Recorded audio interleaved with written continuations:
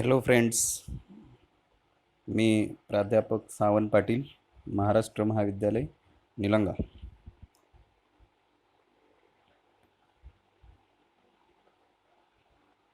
मागच्या क्लासमध्ये आपण स्थिर भांडवल व स्थिर भांडवलाच्या आवश्यकतेवर परिणाम करणारे घटक हे पाहिलं. आज आपण खेळते भांडवल व खेळत्या भांडवलाच्या आवश्यकतेवर परिणाम करणारे घटक या संदर्भाची माहिती घेऊयात.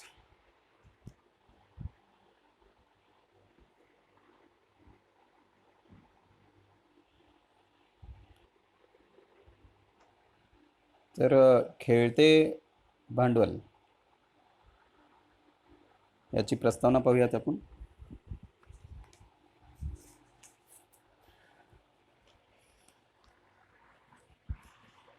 व्यावसायिक संस्थेला खेळत्या भांडवल मालमत्तेसाठी निधीची आवश्यकता असते.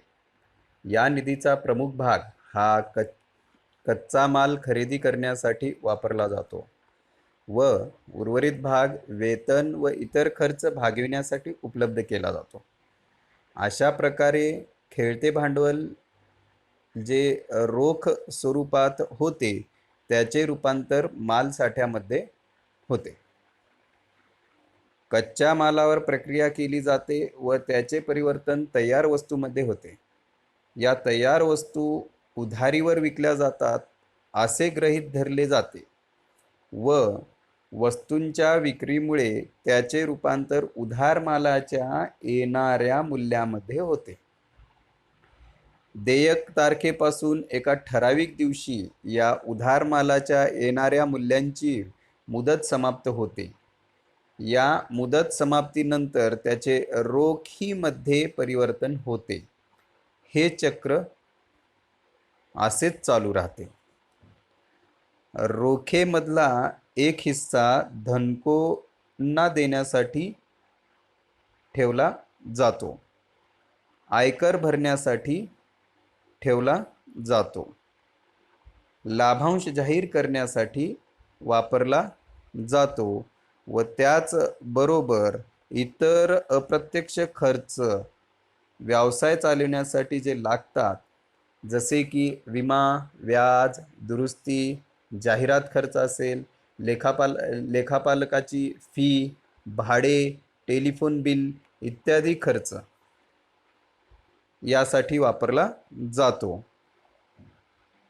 व उर्वरित भाग पुन्हा चलनात आणला जातो. स्थिर भांडवलाची आवश्यकता लक्षात घेतल्यानंतर प्रवर्तकांना व्यवसायाचे कार्य सुव्यवस्थित पार पाडण्यासाठी आवश्यक अशा निधीचा अंदाज घ्यावा लागतो.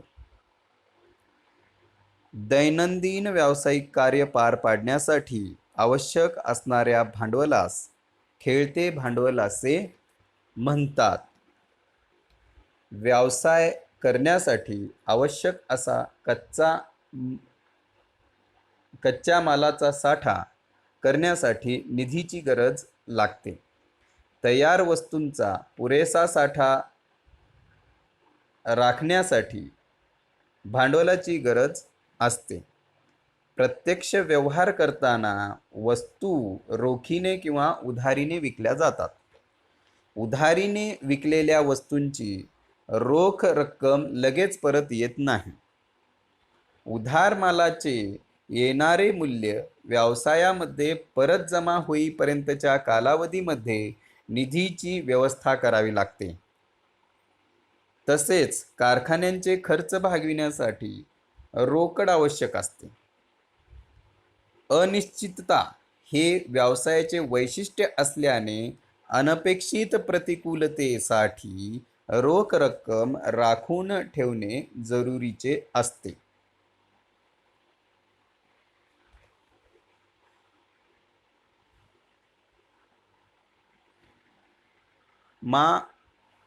मालसाठा बांधणीसाठी, उधार मालाच्या येणाऱ्या मूल्याच्या वित्तपुरवठ्यासाठी त्याचबरोबर दैनंदिन खर्च भागविण्यासाठी जो निधी गुंतवला जातो त्याला खेळते भांडवल असे म्हणतात.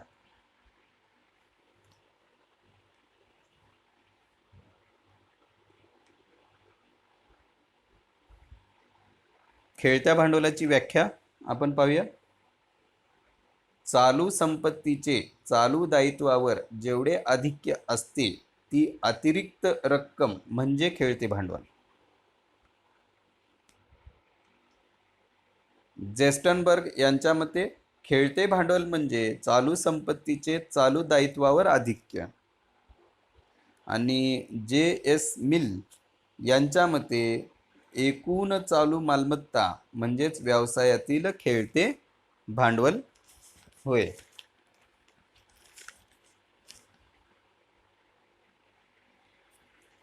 आता आपण खेळत्या भांडवलाच्या आवश्यकतेवर परिणाम करणारे घटक पाहूयात. खेळत्या भांडवलाच्या आवश्यकतेवर एकूण 10 घटक परिणाम करतात, जे की आपल्याला अभ्यासण्यासाठी या ठिकाणी ठेवण्यात आलेले आहेत.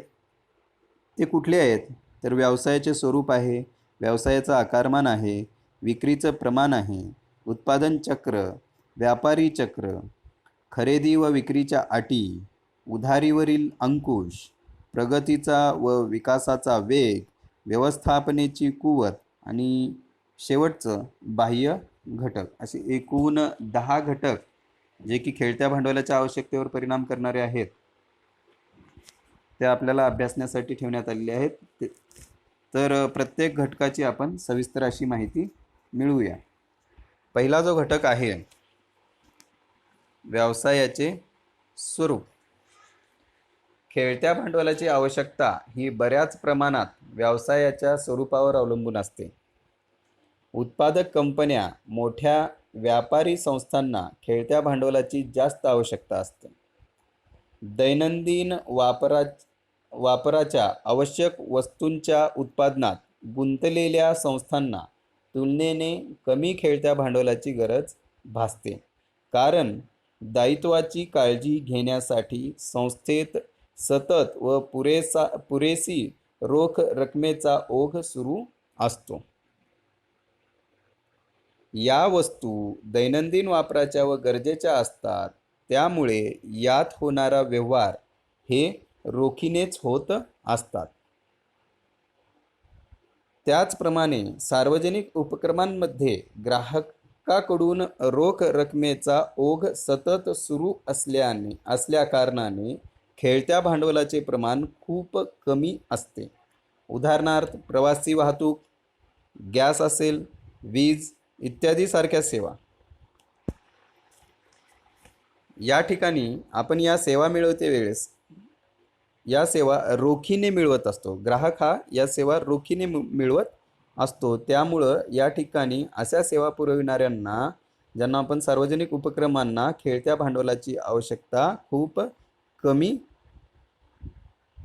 प्रमाणात भासते. या उलट जर व्यवसाय चैनीच्या वस्तूंचा व्यापार करत असेल तर त्यासाठी मोठ्या प्रमाणावर खेळत्या भांडवलाची आवश्यकता भासते. कारण काय तर या वस्तूंच्या विक्रीमध्ये सातत्य नसते. निरंतर या वस्तू बाजारपेठेमध्ये विक्री होत नाहीत. वस्तूंच्या वितरणाशी संबंधित संस्थेकडे, उदाहरणार्थ घाऊक विक्रेते, किरकोळ विक्रेते, ग्राहकांची मागणी पूर्ण करण्यासाठी भरपूर प्रमाणात मालसाठा ठेवावा लागतो. तसेच ग्राहकांना आकर्षित करण्यासाठी सुविधाही पुरवावी लागते. म्हणून यांना खेळत्या भांडवलाची गरज असते. दुसरा जो घटक आहे खेळत्या भांडवलाच्या आवश्यकतेवर परिणाम करणारा, तो व्यवसायाचे आकारमान.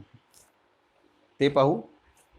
व्यवसायाच्या आकारमानाचा अंदाज त्याच्या एकूण कार्यक्षेत्राच्या प्रमाणावर ठरविला जातो.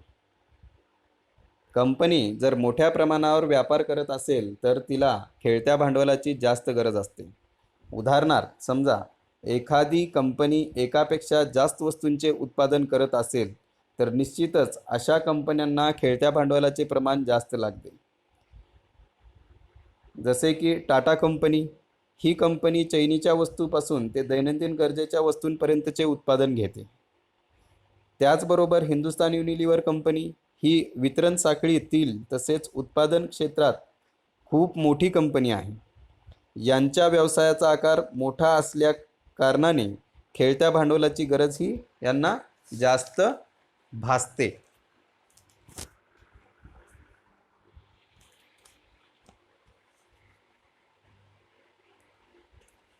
पुढचा जो घटक आहे, घटक क्रमांक 3, विक्रीचे प्रमाण. हा सर्वात महत्त्वाचा घटक आहे. एकूण विक्रीचे प्रमाण व खेळते भांडवल यांचे एकमेकांशी थेट नाते आहे. जर विक्रीचे प्रमाण वाढत असेल तर त्याच प्रमाणात खेळते भांडवलही उपलब्ध करून द्यावे लागते. जर विक्रीच्या प्रमाणात वाढ झाली म्हणजेच सर्वच उत्पादित वस्तू ह्या रोखीने विकल्या जात नाहीत तर बऱ्याचशा प्रमाणात त्या उधारीने विकल्या जातात. उधार मालाचे येणारे मूल्य देयक तारखेपासून एका ठराविक दिवशी मुदत समाप्त होते. या कालावधीमध्ये मूल्य जमा होईपर्यंत निधीचे व्यवस्था या ठिकाणी करावी लागते. म्हणून विक्रीचे प्रमाण व खेळते भांडवल यांचे एकमेकाशी थेट नाते आहे. पुढचा जो घटक आहे, उत्पादन चक्र. कच्च्या मालाचे तयार वस्तूमध्ये रूपांतर करण्याच्या प्रक्रियेला उत्पादन चक्र असे म्हणतात. जर उत्पादन चक्राला लागणारा कालावधी मोठा असेल तर निश्चितच खेळते भांडवल हे जास्त प्रमाणात लागेल. कारण वस्तू उत्पादनाला लागणारा कालावधी व त्याचबरोबर त्याची विक्री होईपर्यंत अधिकचा काळ लागतो. तोपर्यंत त्या ठिकाणी भांडवल गुंतून राहते. या कारणामुळे खेळते भांडवल मोठ्या प्रमाणात लागते. याउलट जर उत्पादन चक्राचा कालावधी कमी असेल म्हणजे वस्तू निर्मितीचा कालावधी जर कमी असेल तर खेळते भांडवल कमी प्रमाणात लागते.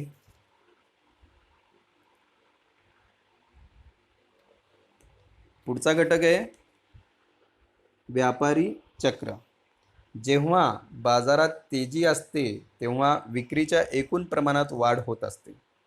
अशा परिस्थितीमध्ये वस्तूंचा साठा वाढविणे आवश्यक असते. आता वस्तूंचा साठा वाढवायचा म्हणला की अतिरिक्त खेळत्या भांडवलाचा उपयोग करणे क्रमप्राप्त होते. याउलट जेव्हा मंदीचा काळ असतो तेव्हा विक्रीचे प्रमाण कमी असते. त्यामुळं खेळत्या भांडवलाची आवश्यकता कशी असेल, कमी असेल. पुढचा जो घटक आहे की खरेदी व विक्रीच्या अटी, ते पाहू आपण. जेव्हा कंपनी स्वतः खरेदी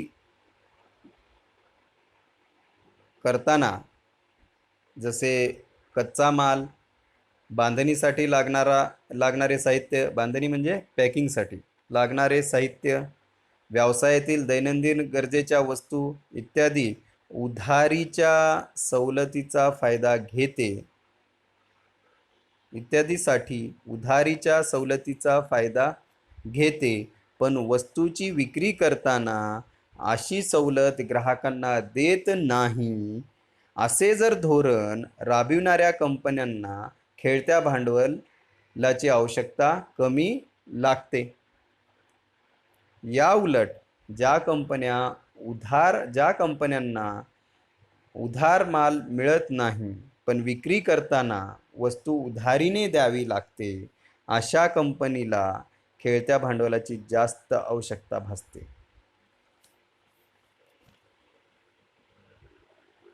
पुढचा घटक उधारीवर अंकुश.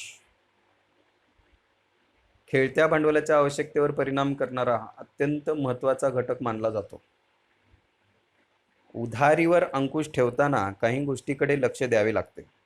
जसे की उधार विक्रीचे प्रमाण किती असावे याकडे लक्ष द्यावं लागतं.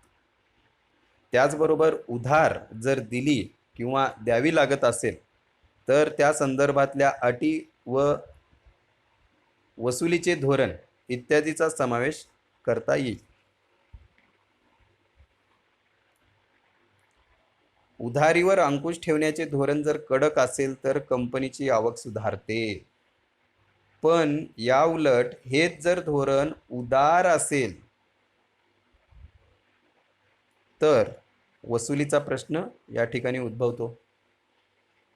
या ठिकाणी योग्य वेळेत वसुली झाली नाही तर बुडीत कर्जाची शक्यता वाढते. अशा कंपनीत जास्त खेळत्या भांडवलाची गरज भासते.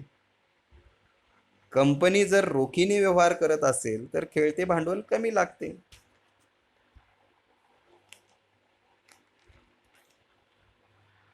पुढचा घटक प्रगतीचा व विकासाचा वेग. कंपनीच्या उत्कर्षाबरोबर खेळत्या भांडवलाचीही गरज वाढते. कंपनीची प्रगती म्हणजे कंपनीच्या एकूण विक्रीत वाढ होणे किंवा तिच्या स्थिर संपत्तीत वाढ होणे असा होतो. सतत प्रगती करणाऱ्या कंपनीस वरचेवर निधीची आवश्यकताही भासत असते.